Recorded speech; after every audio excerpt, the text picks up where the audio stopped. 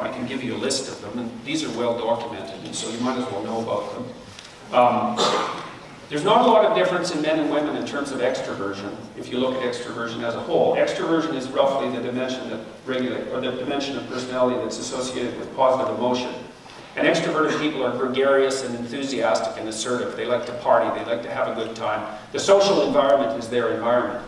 And extroversion breaks down into enthusiasm and assertiveness, and women are more enthusiastic, which means that not only do they have more negative emotion than men, they also have more positive emotion. And so that's the positive emotion dimension. The negative emotion dimension is neuroticism, as I said, somewhat unpleasantly named, I would guess, but it basically indexes anxiety and emotional pain, frustration, disappointment, grief, that sort of thing, all load on the same dimension. That breaks into volatility, and volatile people are rather irritable and withdrawal, and people who withdraw are less likely to do things that are threatening, and women are higher by about a third of a standard deviation in both of those. Agreeableness is the dimension that men and women differ on the most. And agreeable people, and this is, I think, the most fundamental dimension of maternality that characterizes human beings. So agreeable people are compassionate and polite and warm and kind and giving. But it's easy to take advantage of them, and they're not that good at standing up for themselves. And actually, if you look at one of the things that predicts wage differential across time, male or female, is more agreeable people get paid less. And the reason for that is that often salary negotiations are zero-sum.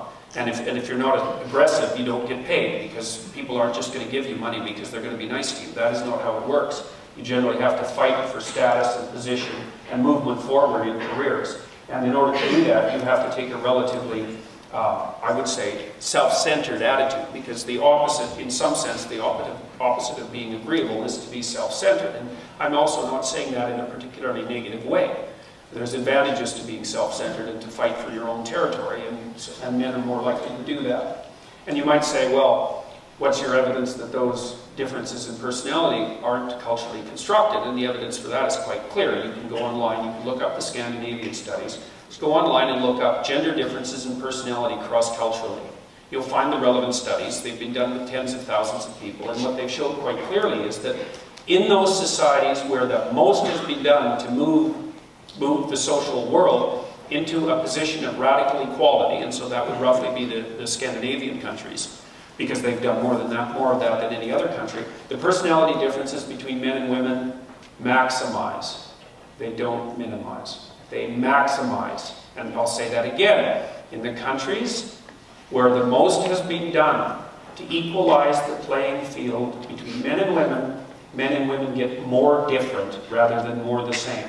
So for all you social constructionists out there in the audience, and there's probably not that many of you because you wouldn't come and hear me talk if you were a social constructionist, you're actually wrong.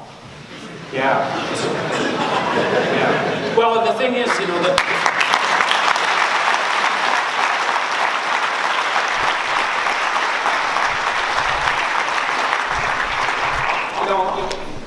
so one of the things you might be interested in is that it's all the same to me in some sense. Like when I was looking into this to begin with, and this would have started probably 25 years ago, looking at differences in personality between men and women, you know, it wasn't obvious at all whether they were fundamentally biological or fundamentally sociological, or what mix produced the differences. You know, no one knew.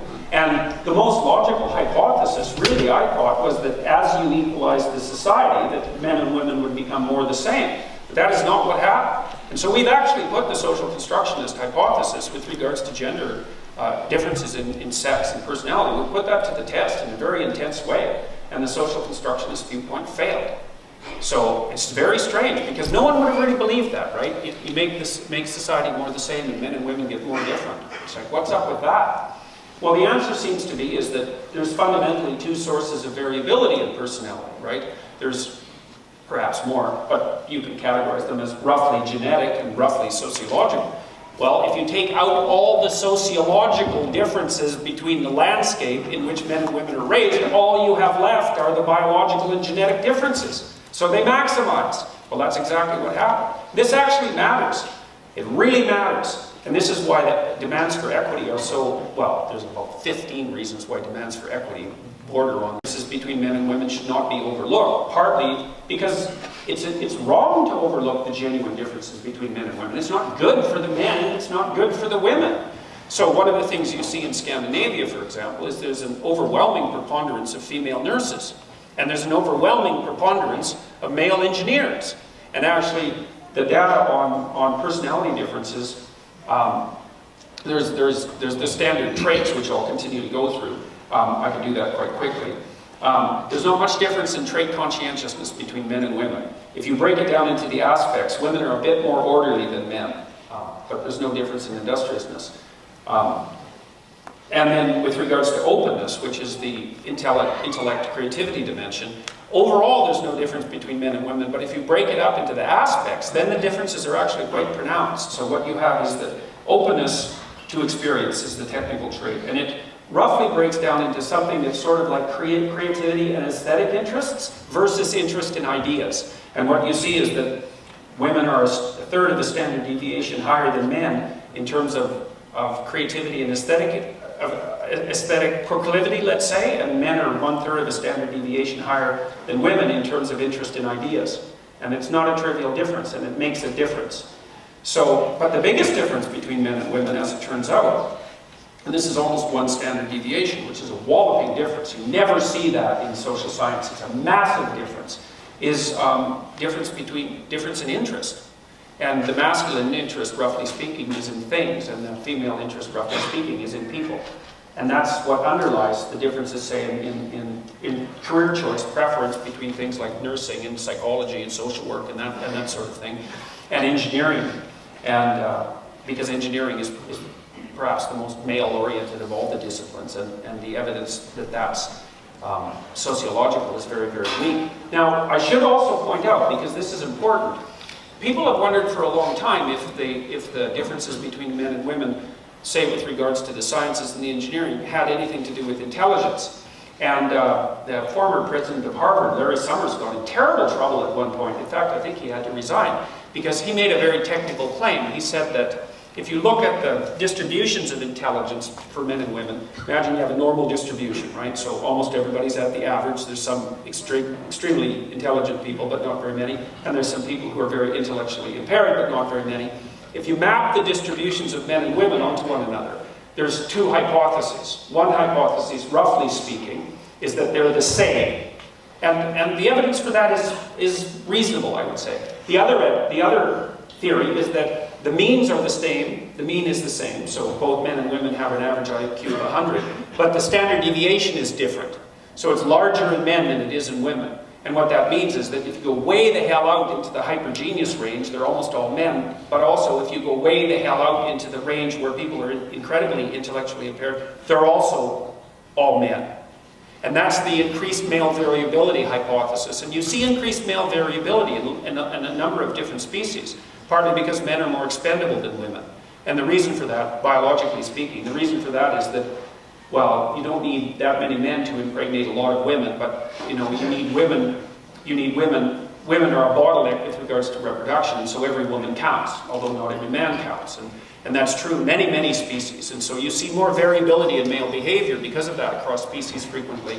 And that comes often at a cost of increased male illness. And look at it, guys. You're going to die about 8 years sooner than the typical woman. And that's partly the price you pay for running partly on testosterone, because it's quite toxic over the long run. So men do pay for their whatever advantages they might have. And they pay for that with a lifespan that's decreased by about 10%. It's a non-trivial disadvantage. But anyways, what Larry Summers said was, well, if the IQ distribution is flatter for men than for women, maybe one of the reasons that almost all the outstanding men in science, technology, engineering, and mathematics are male is because it takes a genius level, an IQ level of, say, 150 or 160. And when you get way out on the distributions, when the distributions differ like that, then there's massive differences at the ends. Now, he didn't say that was true, by the way. He said that that was one possibility. And by the way, it is one possibility because nature doesn't arrange itself so that everything it presents to us is in keeping with what we would like to be true politically. In fact, quite the contrary. Now, I'm kind of agnostic with regards to that because I've looked at the data on both sides. And I don't think that we can make a determinative statement about The differences in science, technology, engineering, mathematics, overrepresentation of men on the basis of variability and intelligence. But I do think we can make the case in terms of interest, because it is the case that the biggest differences that there are between men and women are differences in interest. And the question is, well, do we have a problem with that? Is that really a problem? Now, you know, you could set up your culture to eradicate those differences. You know, because you can make cultures very coercive.